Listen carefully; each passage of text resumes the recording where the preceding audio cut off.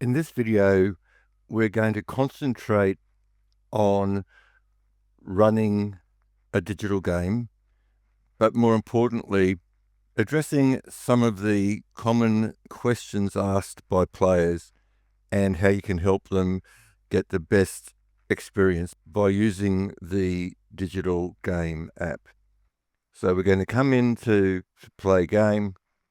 I've changed a few settings here. I've changed the max cards to 5 just to demonstrate that you can change the maximum number of cards the player has, and I've set the auto mark delay to 11 seconds.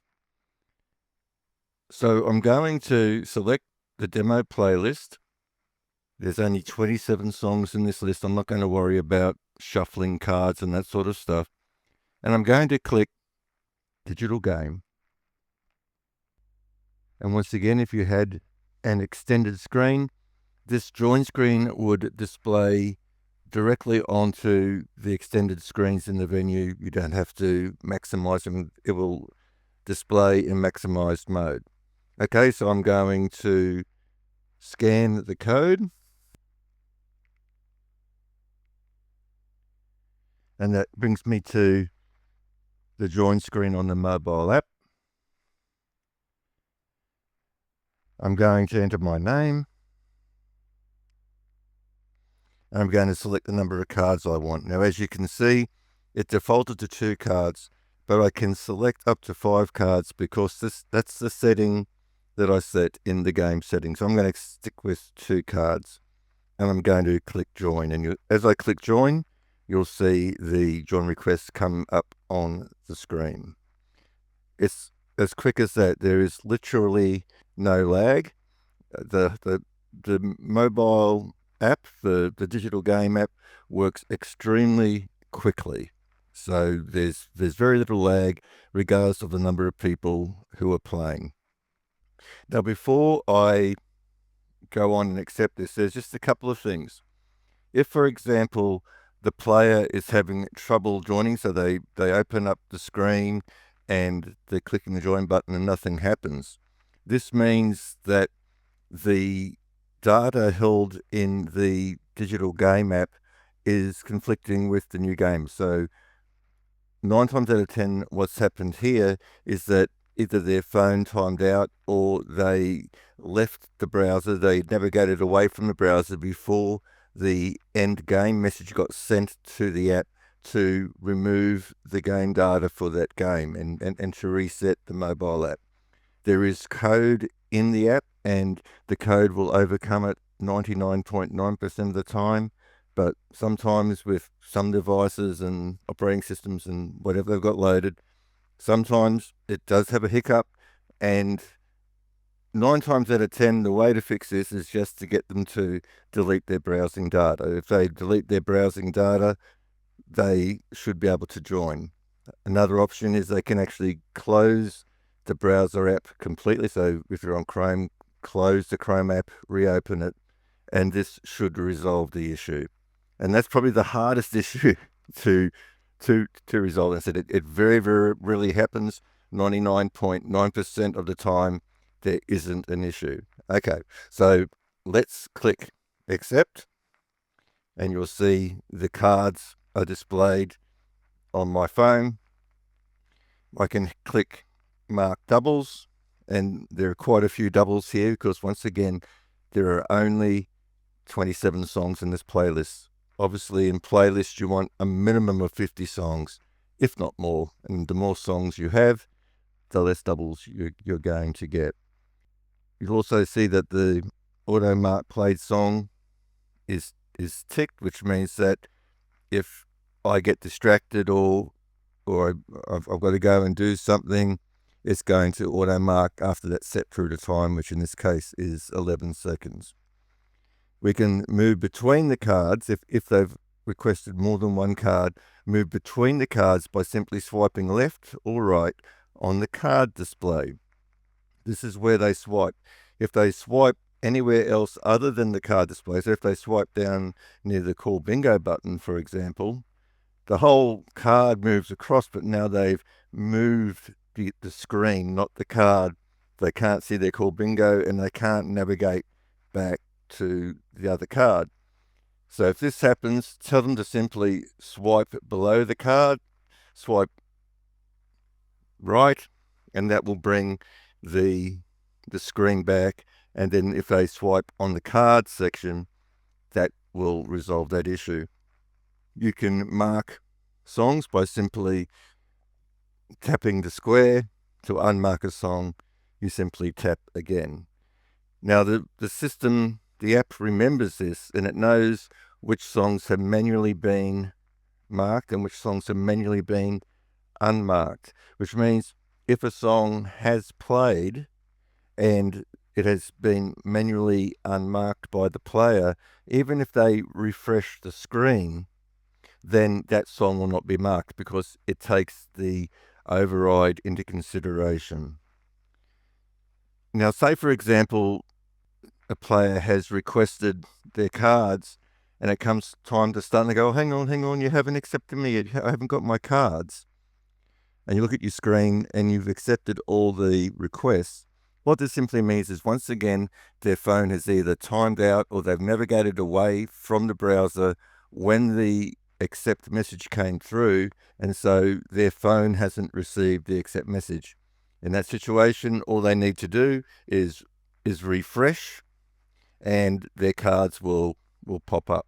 In fact, at any time during the game, all they need to do is refresh. So say if they do have to go off to the restroom or off to the bar, take a call, check messages, whatever, when they come back to the screen, to the app, all they do is refresh, and that will bring everything up to date.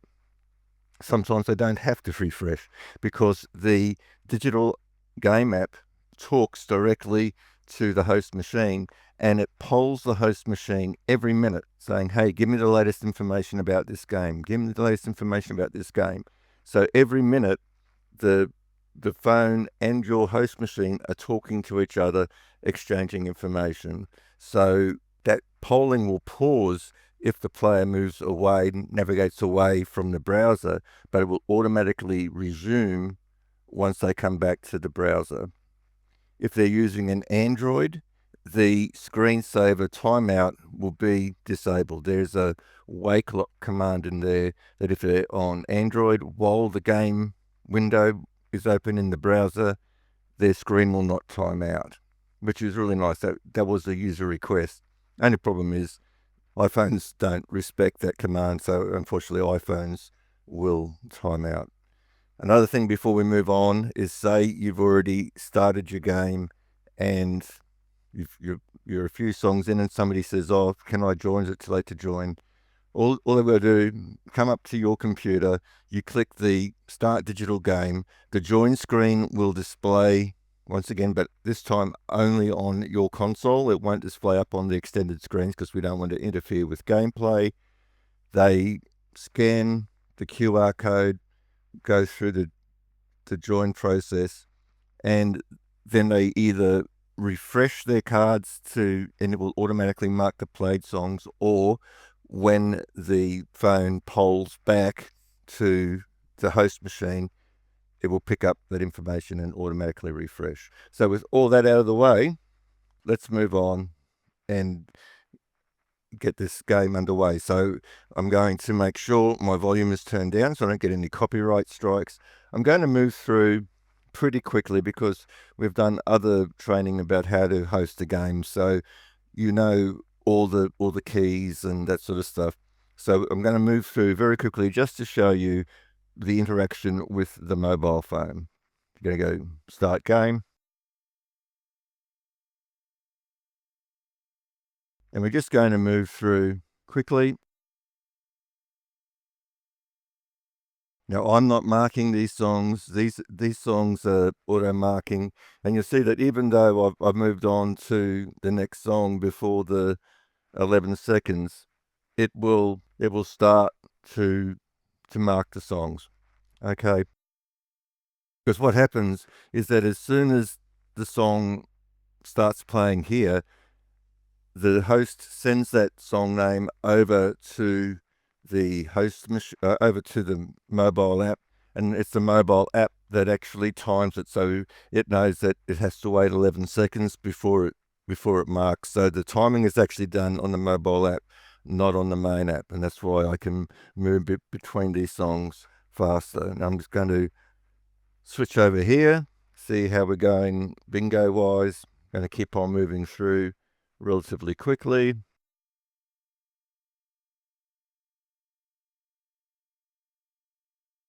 Keep on moving through.